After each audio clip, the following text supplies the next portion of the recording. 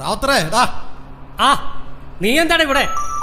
ഡാ വൈഫിന് ഒരു ചെക്കപ്പ് ഉണ്ടായിരുന്നു. ആണോ?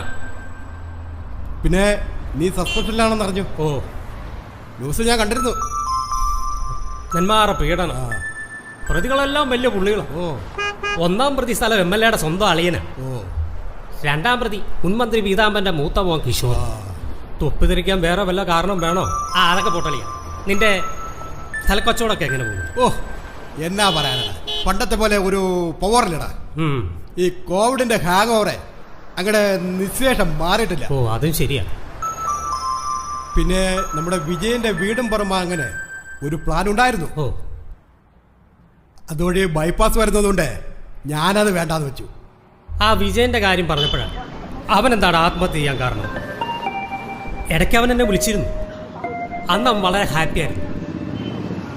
വെള്ളത്തിലായിരുന്നു കക്ഷി. എന്തിനാടാ ജോഡിക്കുട്ടി അവൻ ആത്മഹത്യ ചെയ്തത്? കുത്തിക്കഴപ്പ് അല്ല, ഞാനെന്ത് പറയാനാ. അവൻ എന്തെങ്കിലും പ്രോബ്ലം ഉണ്ടെങ്കിൽ നമ്മൾ ഫ്രണ്ട്സ് ഇല്ല കളിയ അവന്. എന്തായാലും അവൻ്റെ സമയമായി. അവൻ പോയി, അത്ര തന്നെ. എനിക്ക് അവൻ്റെ വീട്ടിലൊന്ന് പോകണം.